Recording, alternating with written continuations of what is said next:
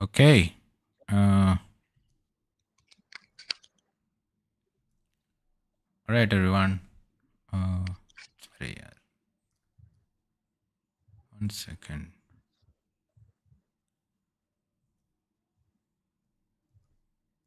YouTube पे update क्यों नहीं आ गई?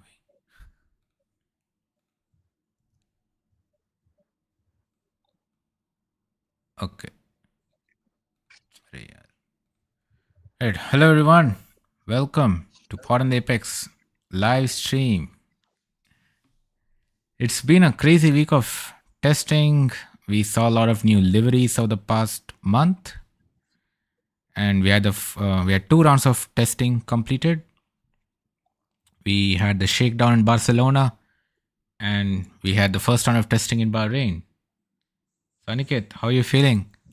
Have you ingested the Ferrari hopium?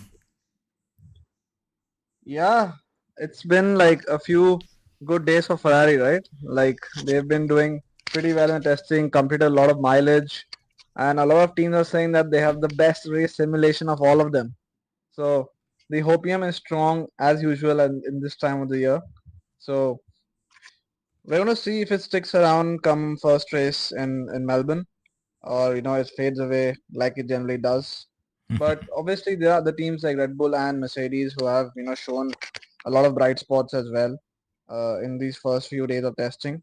So again, like we've observed, it's like we're observing a few tiers now. Like you got three or four teams at the top, and the others like still trying to find the way. Some with reliability issues as well. So yeah, let's wait for another round of testing probably, and we'll get a better image of what's in store for us when we head down to Melbourne. Yeah, Santosh is saying Ferrari. Good to see Charles smiling. Absolutely. So good, right? A beaming Charles look like beaming Lewis Hamilton too. He looks happy as well. Yeah, I mean, Lewis is probably like, relishing driving this car because he's able to. I mean, some people are saying that he's able to do the normal late braking, which he generally is known for, which he wasn't able to do with the previous generation of cars. So if that is something which Lewis, is finding comfortable to do, then it could be a good year for him. And Charles also, I mean, with the way things are going, he could sense an opportunity that this could be Ferrari maybe pulling something out of the socks at the beginning of the year. So is it his time finally after so many years of waiting for waiting for a Ferrari car to deliver? So it's all to play for, and let's see what happens. Hope Ferrari doesn't disappoint. Otherwise, it's going to be a lot of trauma for all the tifosis. Yeah, it's been a long wait for the Tifosi, isn't it? What's that? The last driver's title was in 2007. The last constructor's title was 2008. And then bunch of second place finishes. 2024 we were very close to actually winning, and then 25 was a disaster, like we all know, for Ferrari. So yeah, it's again another. Oh man, what should I say?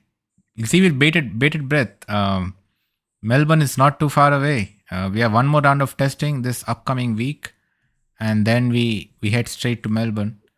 So yeah, it's going to be fun to see how it goes. So I want to ask the viewers who are watching us, what are your predictions? Who do you think will uh, who will take pole position in Melbourne? Let's say who are your picks?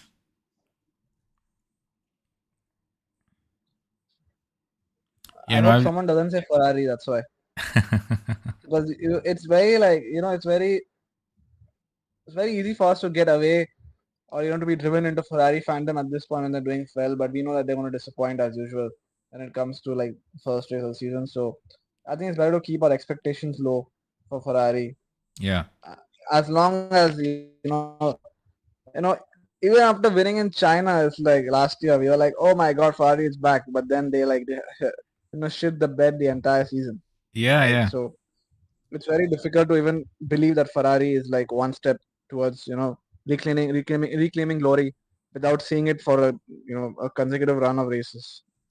Yeah, it's funny, right? Even if Ferrari wins the first race, I'll be skeptical. Remember in 2022, We had a 1-2 in Bahrain, 1-2 in Australia, and then completely fell apart. So you never know what will happen. Okay, let's see. Um, Sai Santosh 6835 says Red Bull, come on, best engine on the grid, said by Toto Wolff and great Osman Russell, Mad Max. Yeah, Red Bull is really looking good, isn't it, Andi Aniket? First time engine, and they have a shout for being the best team on the grid. So, what does this say, man? Like, a drinks company is making better engines than the entire grid? Yeah, I think they've invested quite a lot, right, in their engines from the last few years, and if they get it right, I think that's like a big bonus for everyone in the team, right?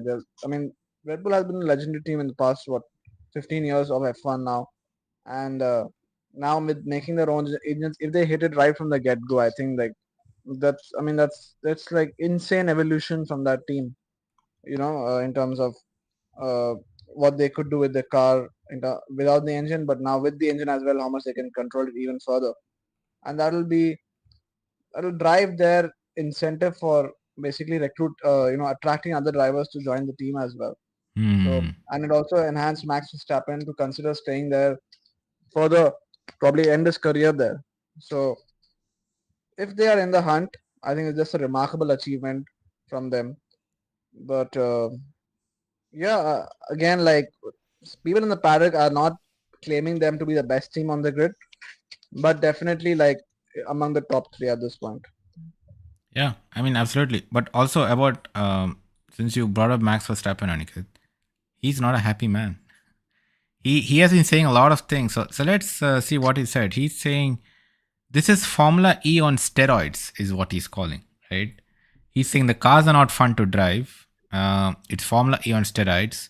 There's too much driver management, or rather, electric motor management. So, and we also have multiple drivers saying it's too hard to drive. It's not going to be good racing. So, other 2026, are we cooked? Chat, are we cooked?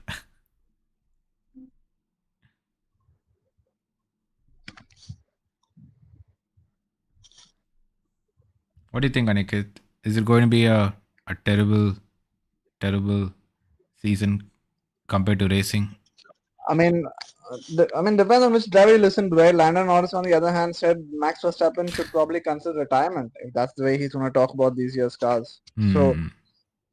but definitely there's an element of complexity to the cars. Like, we went through the rules in one of our previous videos on how much the cars have changed. Like, there's so much of difference between now and the previous generation of cars. And all of us are hoping that it's in a good way, but it's just more complex for the drivers as well when they're going through a constant shuffling of changes every 3 to 4 years, and sometimes it gets on their nerve as to like you know they have to learn new things again, and they some of these things are more complex than it was previously. So I understand Verstappen's sentiments, but it's just about opening opportunities up for everyone, right? That's the reason why we go through shifts in F1 so that teams don't dominate for a certain number of years. So now it opens up again for other teams to, Hmm. it's like a lottery. Other teams can basically develop the car as well as they can, and then fight for wins, fight for podiums and stuff. So as Yeah. much as Max Verstappen might hate driving the car, as much as Lewis Hamilton thinks it's complex for the fans, it's just FIA doing their thing to make the sport like make the sport more interesting and engaging for the fans to all. Otherwise, we probably have seen as a McLaren dominant year if the rules were same, uh, Right. or something like that. So yeah, I mean, it is complex definitely. I think for new fans coming to F1 every year to see something different, it's not good. Hmm. But I understand the FI's perspective of wanting different stuff to make keep the sport more engaging to see different winners on the grid. Yeah. No, you're right. But it's you definitely want to keep the fans engaged, like you said. But what if it becomes too boring, right? Like, obviously Lando seems to not complain, at least.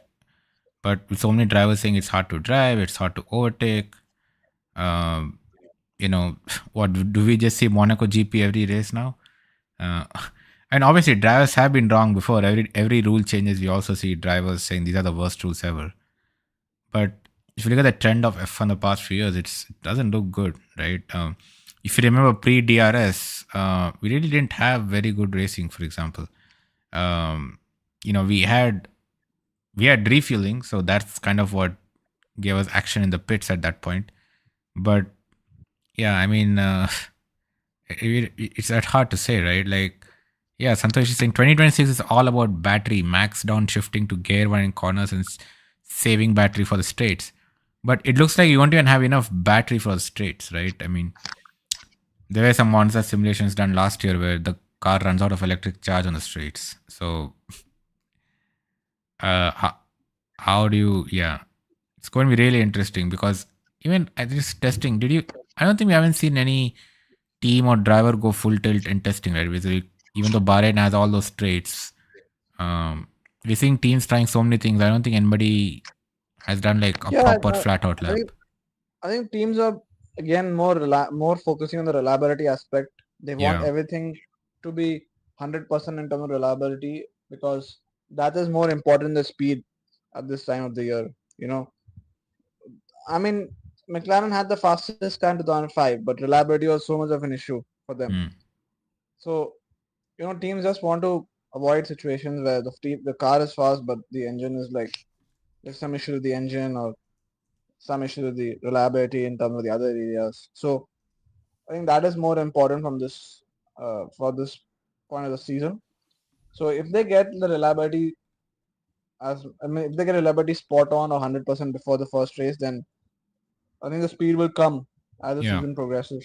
So as you said, full tilt is absolutely not required. I think teams can afford to sandbag their way towards Melbourne as long as the Hmm. reliability is there.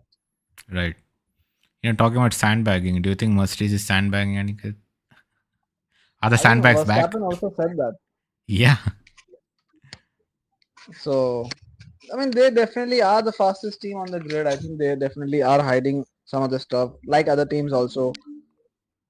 But I think they are slightly faster than Ferrari at this point. I would say. Hmm. Uh, I think they still have a lot more in reserve, which they are not, showing, which probably only see in Melbourne. So it's more the reliability side for them. I think we did see some reliability issues in the testing part with George uh, not coming out on track for a large part of one of those days. So Yeah, I think with Kimi Antonelli, right? I think one of the days he just Kimi had Antonelli, three yeah, laps. He had just 3 laps yeah, under his belt. yeah. So I think Mercedes is more worried about reliability right now than speed because it does seem that they have the speed, Hmm. but you need to find in the reliability to make sure that they don't suffer, with they don't suffer any engine failure or something like that. So it's it's that time of the year. It's something. It's like we cannot judge who's faster, or if Ferrari is faster, Mercedes faster, Yeah. how fast is Verstappen gonna be, and all that. It's just a time of reliability at this point. Yeah, and like we saw in Barcelona when we all thought, oh, the cars are very reliable. There's barely any incidents.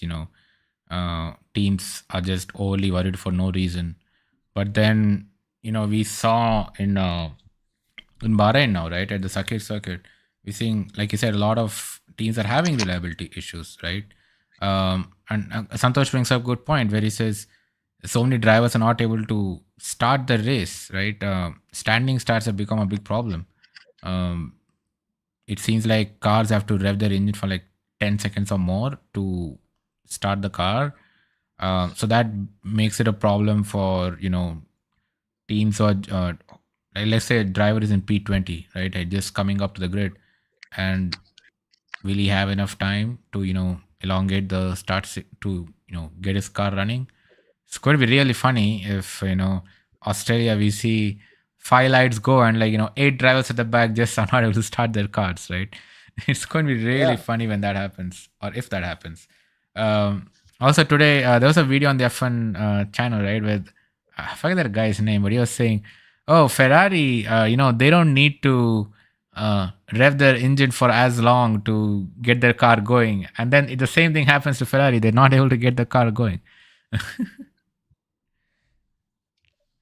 Yeah, we did see that. It's like somebody commented that it's a scene straight from The Office or something like that. Yes, So yes. yeah, I mean that was the F1 guy, the techie guy in F1. Like Yeah, yeah. he was like trying to see like how teams are adapting to this new start sequences. So apparently Ferrari has been the best at starts, but then something happened at the same time he was speaking. So yeah,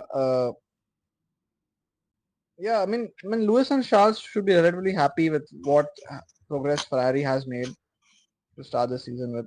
I mean, I think that the investment Ferrari did to start working on this 2026 engine early. Hmm. I wouldn't say as it's very early to say it's paid off or anything, but at least it's a good sign of progress, a good sign of positivity in the camp. But Lewis is definitely unhappy with the team engineer or race engineer situation. I think he's put out some comments that it's detrimental to him starting a season without having a fixed race engineer. We Yeah. still don't know who that race engineer going to be for the season.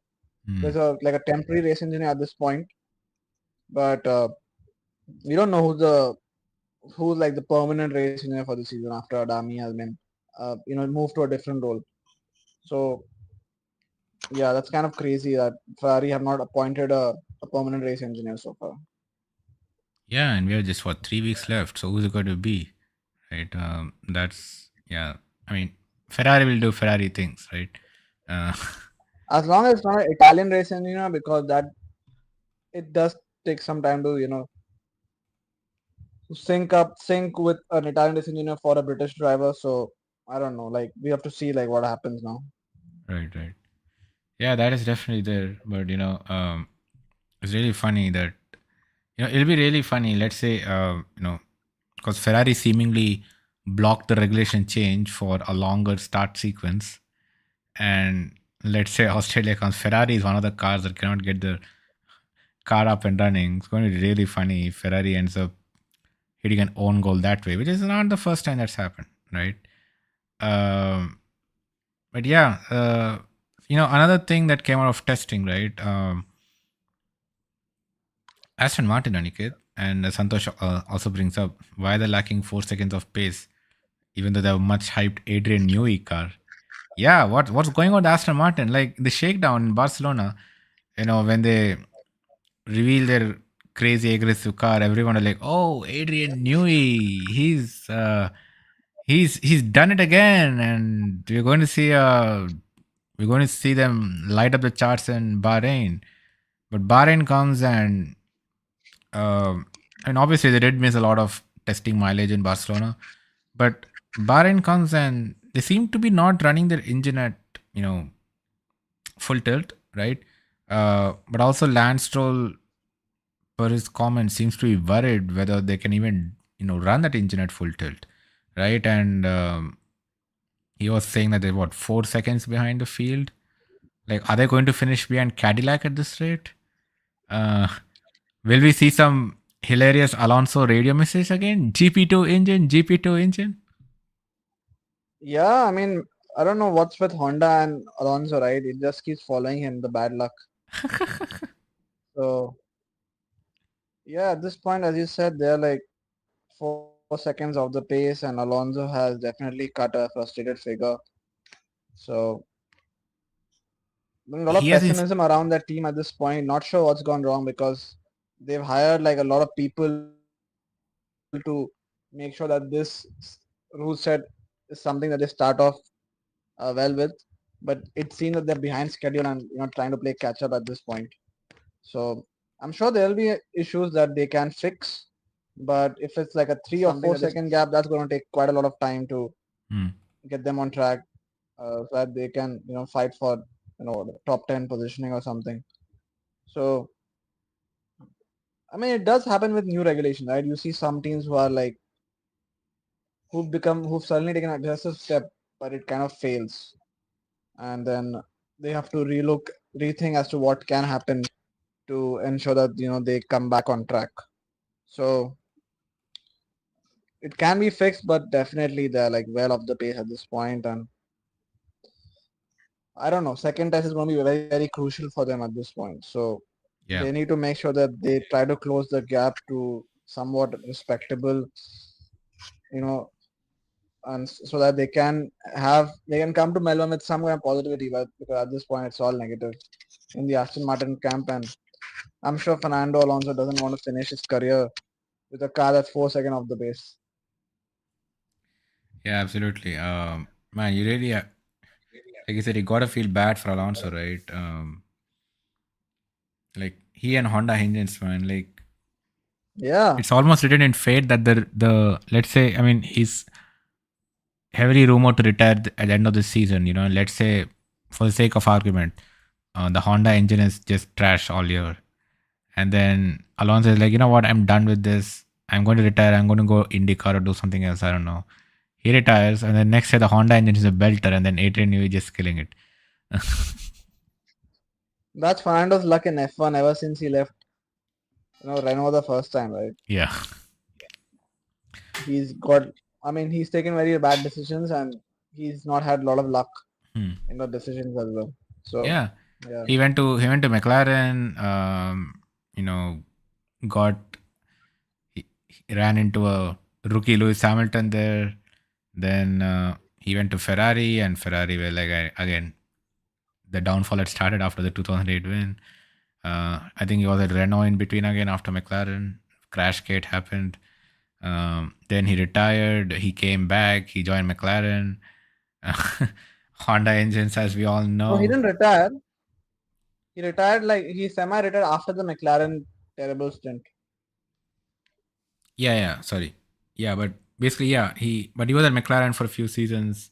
He Yeah. was terrible there because of Honda engines. He retires, comes back with Alpine or Renault. They are garbage. Goes to Aston Martin. They are garbage again. Has like a jolt of hope with Adrian Newey coming. But who's it? Dun dun dun dun dun. Honda. I mean, they could have uh, easily been a Mercedes customer team, but this is what they chose to do. yeah. And And only time the will tell funniest now thing whether is, it's been the right decision. I also, Aniket, I don't understand what Honda is doing. They 21, they had the best engine or one of the best engines on the grid after Mercedes, right? And Red Bull finally became a dominant team with their engine. They decide to leave the sport, right? Um, and Red Bull starts up this whole facility of their own engine, powertrain facility, Red Bull powertrains and all this stuff. And then just as they finish setting up, Honda remembers, oh, we can come back, and they come back to F1 and become the works team supplier for Aston Martin. And then it feels like they just came back to disappoint Fernando Alonso one more time.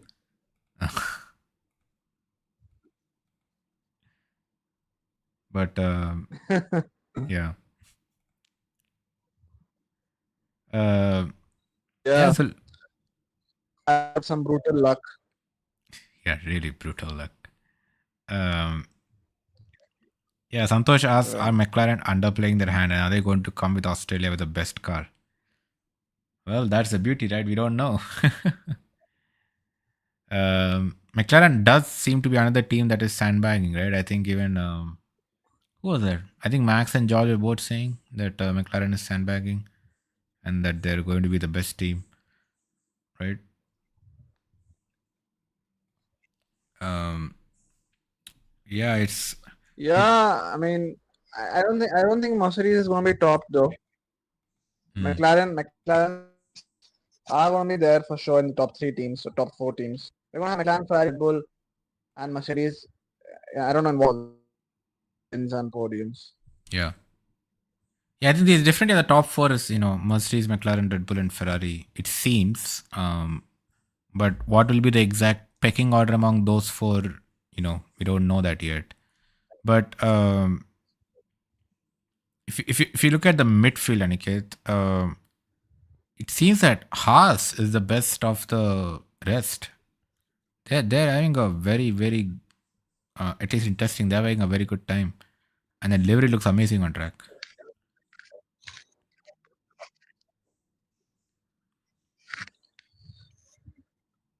Yeah, I mean, it's the midfield teams like definitely there's a lot of competition right now as to who's gonna be the best of the rest. So all of us thought it's gonna be Aston Martin or Williams at this point.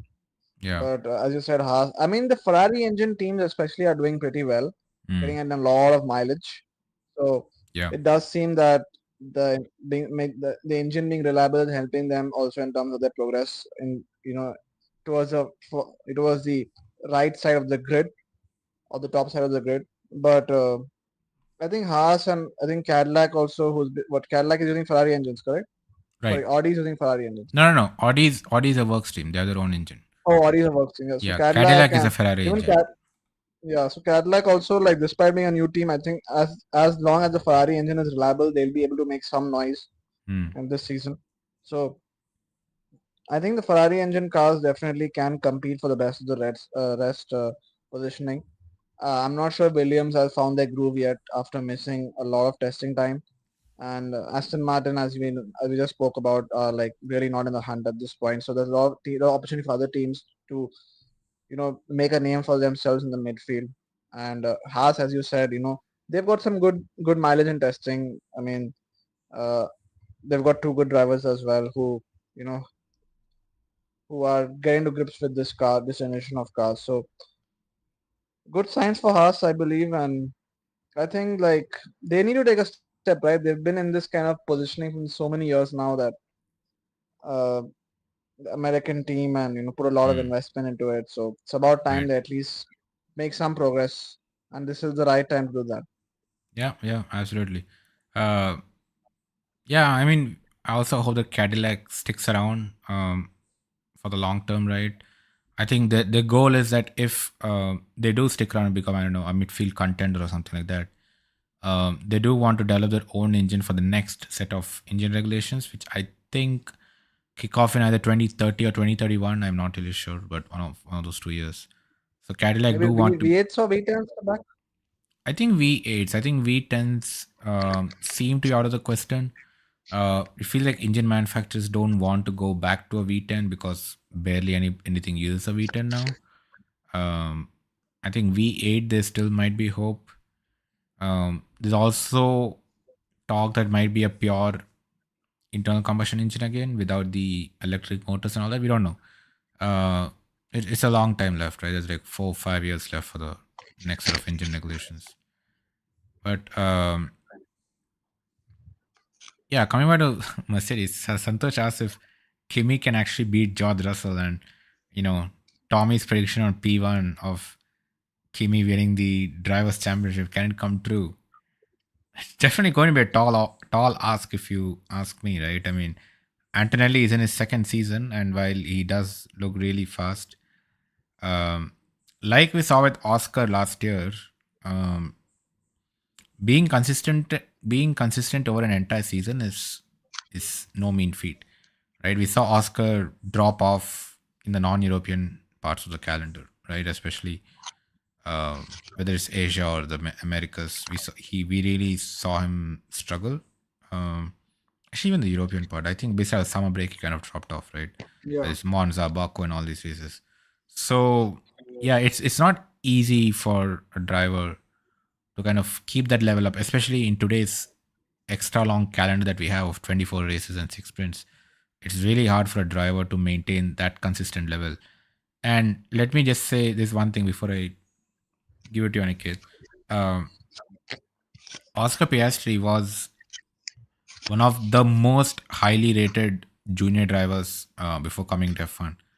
He won, I think, almost everything on his first attempt, whether it's Formula 3, Formula 2, Junior F4, and whatever series, junior training kind of series are there. Oscar was like the hottest talent of a generation, right? I know Kimi, I think he skipped and went straight to F2, and so he struggled a bit there. But Oscar was a really, really hot talent, and there's a reason why McLaren and Alpine fought so much over him. So if a driver like him in his third season struggled so much to maintain his consistency in a title fight, uh, Kimi Antonelli in his second season, I would say he's also much younger than Oscar was. So to manage that pressure and consistency or 24 race calendar, especially with someone like George Russell as a teammate who's been very, very consistent. Um, yeah, it's going to be hard. What do you think? Yeah, I think you made some really good points there. Like the main takeaway from that is definitely that it's going to be hard for someone in his second season to be a seasoned veteran now like George Russell, who Mm, had his own experience going up against Lewis Hamilton and learned so much from him that he's able to apply that now and become the team lead for Mercedes. So it definitely is going to be a tall order for Kimi to to get wrestle away a potential championship away from George, unless he's like super consistent and he makes zero mistakes and a lot of that stuff. So we've seen in his first season that he has been prone to mistakes. So rectifying those within a season or in the next season is going to be very difficult. Generally, it takes a couple of seasons to 3 seasons to at least get to that point where you can be confident of you know driving to the best of your ability. So, but I'm sure, like I think we spoke about it, right? I think Kimi definitely is going to be a new winner in F1 this year, and how far he's going to go in terms of the number of victories, we don't know that yet. So as long as he can be competitive enough in those races, we definitely can see him fighting George in a fair share of the races. But championship at this point is definitely a tall order. yeah, So we've seen Lewis Hamilton do it in his second season in 2008, but Lewis was someone on another level. Like he was supremely talented. yeah. We don't know about Kimi yet. So I mean, I know Toto Lewis rates almost him won it as in the his next. first season. Yeah, I know. China, man. But yeah, China happened and McLaren didn't call him in. So and then Brazil was like just a disaster. So I know like Toto calls Kimi the next Max Verstappen and all that, but it's Yeah, but gonna take someone. It's gonna take some time for him to mm, be a championship contender. So I'll be very very surprised if it happens in a second season. And Mercedes have been they want George to get a championship with them. That's the reason right. why they have kept him.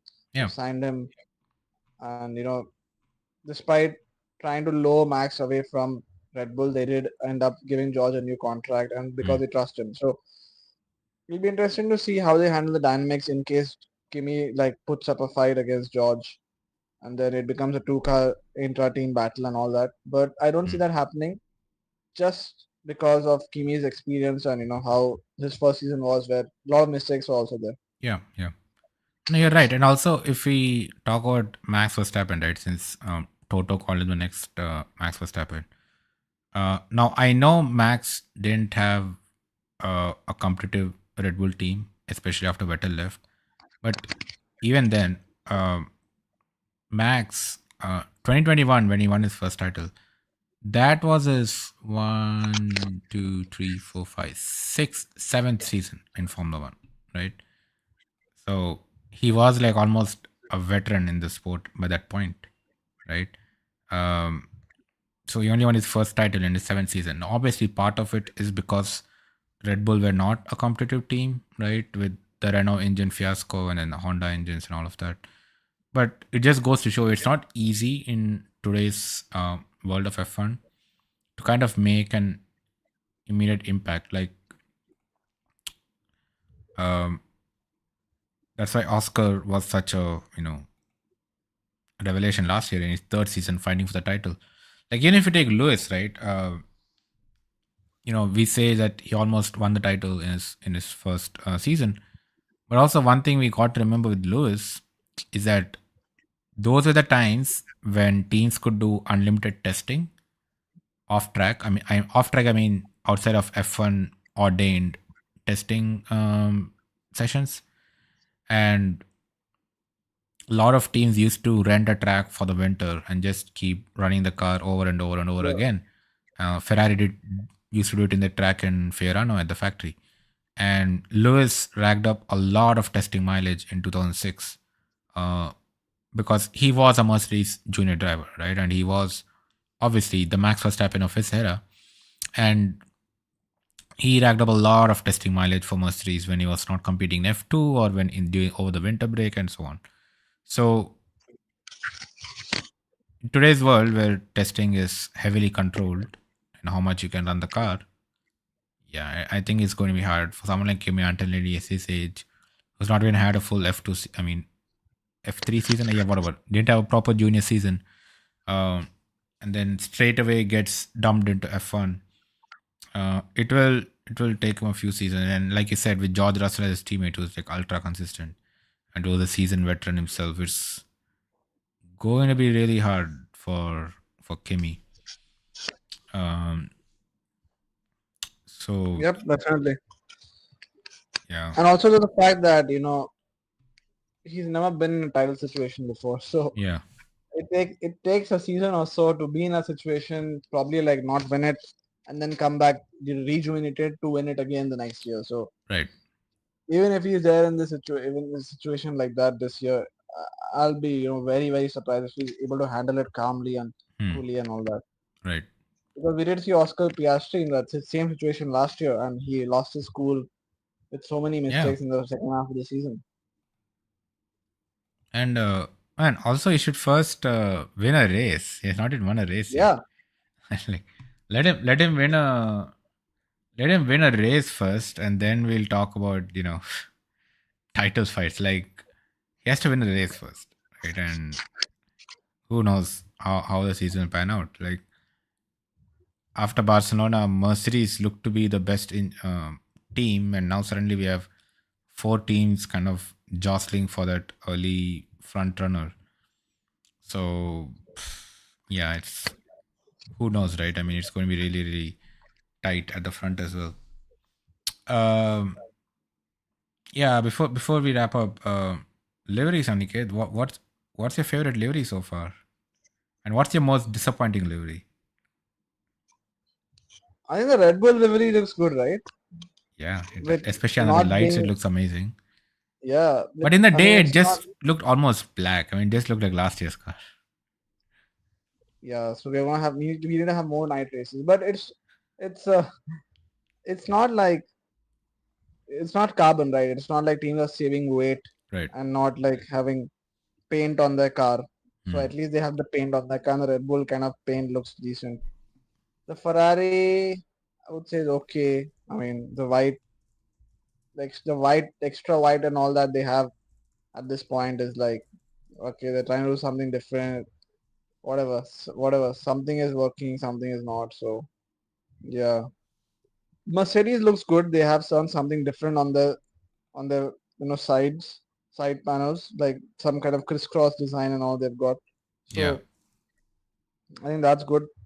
What is that one livery that surprised me was Audi. No, what is it? Cadillac. I think like the Cadillac livery looks, it looks very classic kind of thing, right? Yeah. In the reveal and stuff. Hmm. So I think that kind of struck out, uh, when liveries were launched. But I think at this point of the season, I'm more looking on the reliability aspect and not the liveries, because it's more or less for the top teams the same kind of livery year in year out, Right. except for a few minor changes. But I think reliability is where teams are concerned at this point. What about you, Pratish? Yeah, but I got to say, I think for me, Cadillac is the most disappointing livery, Aniket, and I'll tell you why. Oh, No, I'll tell you why. I'll tell you why. Because so when Cadillac announced the livery, right, after the Super Bowl, it looked amazing in the renders, right? The video, the photos, the press photos that they launched, it looked absolutely stunning. The chrome on the car, the chrome on the halo, the two-turn livery, amazing, chef's kiss. yeah, But you see it on track, it is white. It's not chrome. So it looks like a black and white half-ass paint job from the 80s now. So that's why I'm disappointed with Cadillac. Cadillac, give us a chrome, Cadillac. Where is the chrome? I want to see the chrome, man. yeah. It's not like how liveries used to be earlier, right? Like teams had more innovation in terms of how they, how what kind of color scheme to put on the cars and all that.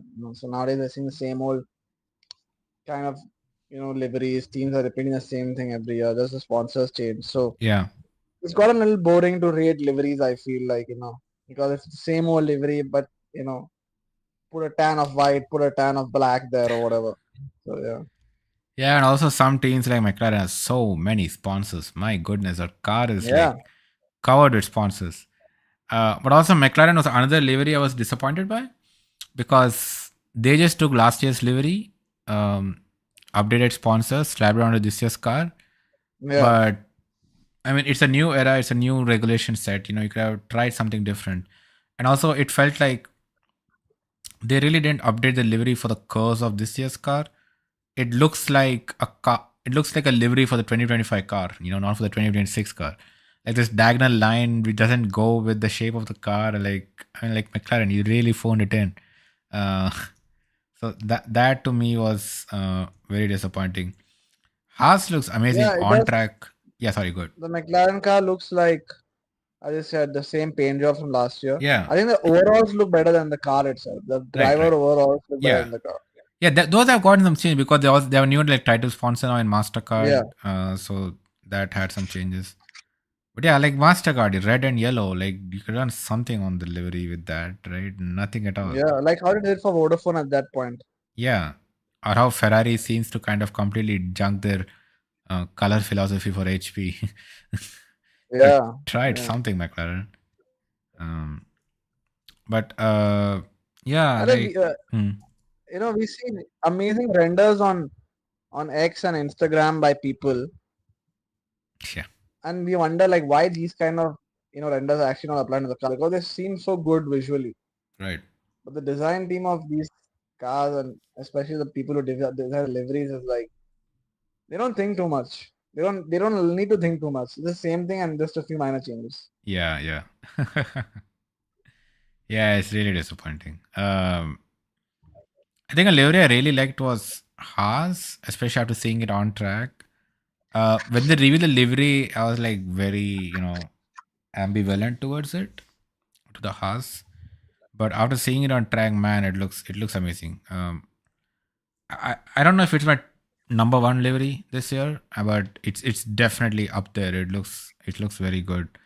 And man, the Mercedes has a good design team, a livery design team. They just keep doing this amazing liveries year after year. Like even this year, right?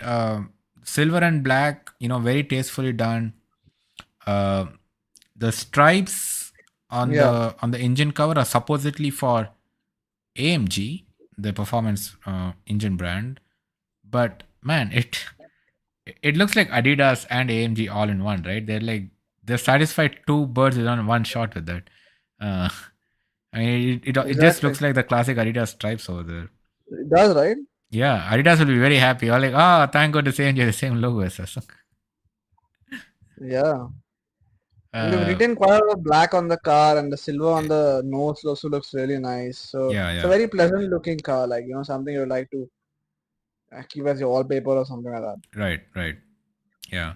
What do you think of the Williams livery? Yeah, I thought there's Yeah, I so didn't many like it. blues, man. Like Yeah. the main blue is very good, but the They've got a weird blue in that car, right? yeah, no, the main blue look good, but Komatsu, sure, I think on one side it was like on a white background kind of thing, but the Barclays has its own light blue, which kind Yeah. of I don't know, didn't go very well with the main Williams blue for me.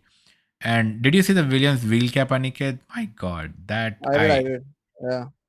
I hated that. What's that? Casino chips? Whatever they're trying to do Yeah. with that. Yeah. Oh my goodness, I saw that. I mean, a lot of people seem to be liking that livery online, especially the wheel caps, but I absolutely hated it. I was like, no, man, not at all. But is it just for the preseason or like is this what they want to actually run in the season? No, that's what we're going to run is the livery for this year. Yeah. Yeah. So get ready to see. I don't know. Uh, spinning wheel cap of chips or whatever Williams is trying on that car. Uh, at least they kept the Duracell though, so that's good. I Uh, mean I mean like there's more innovation on wheel covers than the actual livery. It's crazy.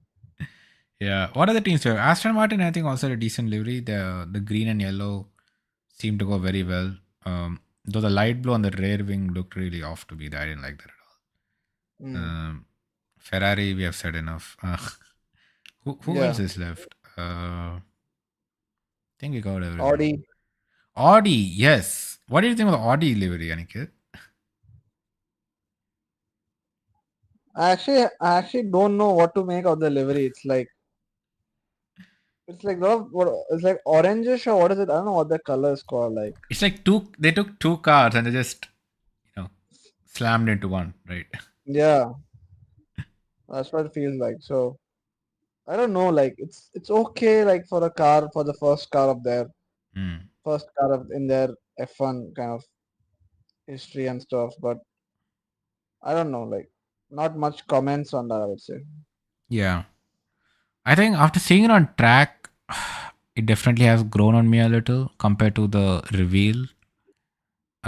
Especially under like overcast skies, which we saw in Barcelona. It looks good. Or even, uh, yeah, it's also a bit shiny. I think we've seen a trend of shiny cars this year, so it definitely looks Yeah. good. But yeah, I don't know. We'll see how Audi does. I'm obviously a lot of hopes on Audi as well. Works team. I think this season will be kind of a wash for them, but I think coming, at least if they can be like a solid lower midfield team this year, be above say Cadillac and Aston Martin and maybe even Alpine. But uh, Alpine definitely had the coolest rear wing design. It just completely just goes flat instead of a slot opening like DRS. The entire wing just folds back. That really looks very interesting. If they can pull it off, Alpine might be cooking on the straights at least. Yep. Yeah, And they've got a new engine as well, so that's Hmm. probably going to help them even further. They've got the best engine probably in sport Yeah, and don't have to run the Renault engines anymore. So they'll be a better team than yeah. how what they were last season. And I like that Alpine has kept the livery. I know you're not a fan. Last year's livery rankings, you ranked it pretty low, but I really like that Alpine livery. And yeah, I'm glad they've. And obviously the pink is because of BWT sponsorship, but uh, glad to see at least some teams trying out something different instead of just the blues and the greens and the whites.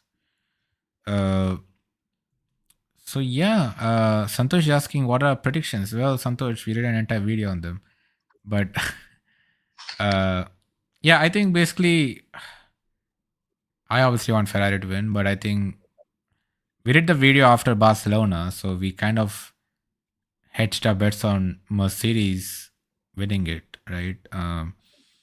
You went for George Russell drivers champion, I Yeah. went for Mercedes constructors champion. So yeah, we will see after the first race how wrong we are or how right we are. Uh, at least out of the first say 5 or 6 races, we'll get an idea of who the teams in the running are. So we'll know who dropped the ball and who didn't. um, but yeah, guys, stay tuned for the. I mean, there's still what three weeks for the first race, so yeah, we'll definitely get our Melbourne predictions up before then. And yeah, I think uh, stay tuned to us. Is there anything else you want to talk about, Aniket, or we can call it a night? No, I just want to say Forza Ferrari. Forza Ferrari, absolutely. I want to do it now because I don't think I'll be doing it again in the season. Yeah, So of course. I want to say it now because the back of very good test for them. So Yeah. we'll see if they can continue it. But I think nothing else because we just have another test. Let's see how teams get through that, and then Yeah, we it's going to can be very interesting build. test, right? Yeah, Teams will have about 4 days between the last test and this upcoming test in Bahrain to kind of prepare and do whatever they want to do. Sorry, when is that next test? 18th, right? It's on Wednesday. Yeah. So yeah, we'll see what teams do and how the pecking order changes, and we'll be back with a video after testing to kind of recap Barcelona and the 2 rounds of Bahrain and see where teams stand while we await Melbourne in the first week of March, if I'm not wrong. Yeah. March Yep. 6 to 8 is the Australian Grand Prix. So we have, oh, we actually, yeah, we're like, yeah, 3 weeks away. Yep. So we'll see how that goes. And as always, subscribe to Pod in the Apex. We will bring you everything. Okay, Rajasa17 says, talk about the performance. Whose performance do you mean, sir or ma'am?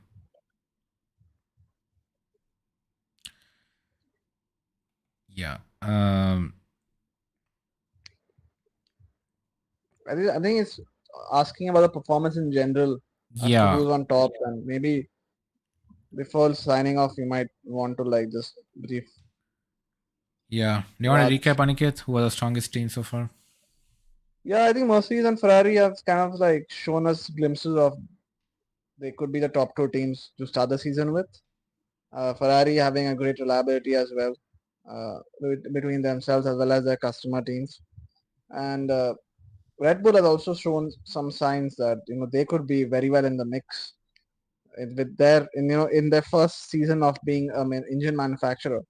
So it's likely going to be between three teams with McLaren a little further behind them at this point, but things can change between now and the second test and then up to Melbourne as well. So a lot to play for, a lot to watch out for, and we'll look at other teams also like Aston Martin and Williams as to how they recover from their early season testing problems, while the midfield stays very competitive at this point.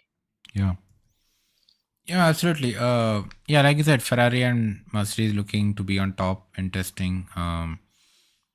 Obviously, Red Bull, McLaren also looking very good. Haas is looking very good. I think the Ferrari engine teams are, in general, the Ferrari engine seems to be very reliable. So those teams are doing well. Aston Martin seems to be the pick of the early disappointment so far. Um, yeah, will they finish below Cadillac? Is I think seems to be the big question now. But we'll see how the second testing in Bahrain works out for them. Maybe they pull up their socks and kind of go past Cadillac. But definitely in Bahrain, I think Bottas was doing pretty good in the Bahrain testing on 3 days. He was running up good times. They did a decent number of laps as well. So Cadillac, I think, has been the pick of the teams, like as especially as a rookie team in the first year in F1. They seem to be looking very good. Will we see a performance like Brown GP? Of course not. But it definitely looks that it's going to be good. Uh, Another question we get: what do you think of the Ford partnership? Is it reliable enough? Well, right now Ford isn't doing jack shit. Uh, Yeah, they're just there as a yeah, there's sponsor a or something like logo that. that's there. Logo, yeah. It's all Red Bull powertrains, Raja. It's all Red Bull powertrains. Um, yeah, like we said earlier, Red Bull, man, it's really impressive the engine that they've built and the amount of mileage they're racking up on that with almost no reliability issues. But again, yeah, Yeah. I gotta say, Aniket, it's only actually Max Verstappen once again that's racking up all those miles. Isaac Hadjar is nowhere to be seen. The second driver curse has already begun before the season started. Oh my god, it's so hilarious. I have no idea what to say. I have nothing to say at this point. I don't think even poor Isaac Hadjar has anything to say about that. Um, okay, Raja are still Ford engineers. So Raja, there are some conflicting reports on that because obviously, so Red Bull started their engine program, I think, way back in 23, I think, where they hired all these guys from Mercedes and I think a few from Ferrari as well to build their engine. And but mostly Mercedes because both are based in Britain. Um, so they set up their engine program in 2023 or 2022, I believe, when Honda pulled out. And they are a target of 2026. They're going to they need to have this engine ready for 2026. So that's when they started. Now Ford was announced as a partner only like I think middle of last year, right? Sometime around the summer break. So that's barely enough time for Ford to have any influence. Now, if you also look at the statements made by Ford versus, say, Red Bull itself or reporters at the race or other such outlets, Ford is the only person who seems to say that they have had some kind of technical input into their engine. Everybody else, including Red Bull engineers off the record, say that this Ford has done nothing, right? Um, it's all RBPT and their investment over the past 3 years that has come to this point.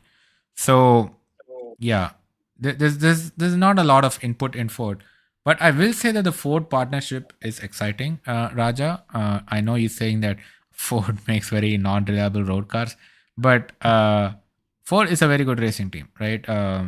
They have a good pedigree in Le Mans, right? They have won. It's also a whole movie Ford versus Ferrari. Ford GT is a very very well known racing car. Ford Mustang is another Yeah. well known muscle car that For those has. who have played Need for Speed, you know how good Ford cars are. Exactly, exactly. Yeah, Ford GT is a legend, man. Like especially in the Need for Speed games. So, um, yeah, yeah, Raja. I know there was this thing talks of this since the beginning of engine, but yeah, I really don't. A lot of Red Bull insiders say that it's mostly Red Bull has developed the engine. Um, you know, because they hired literally hired people from Mercedes to build these engines. And also, I'll say one more thing, right? If Ford actually had that much input from the beginning, they would announce that partnership way earlier and be shouting from the rooftops that they're building this engine, which they haven't. So yeah, I think that goes to tell you everything. Um, Before we end, Anvita has a comment. Ferrari versus strategies is gonna be fun. Of course, it's always fun. It's always fun. They can have the best car on the grid, but the strategists will just cook in a completely unknown, different, unrelated direction. Like 2022, I think Leclerc crying into the radio in 2022 is just burned into our collective memory at this point. Yeah. And Lewis last year Yeah.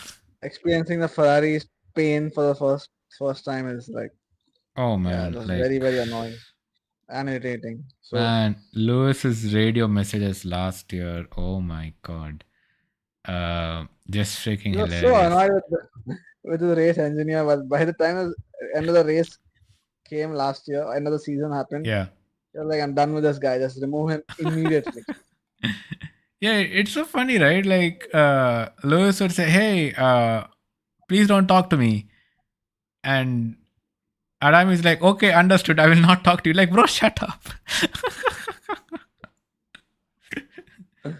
And then when Lewis thanks him, and he's like, he just goes completely silent. He's like, "Oh, sorry, we were chatting over here." Really, Adami?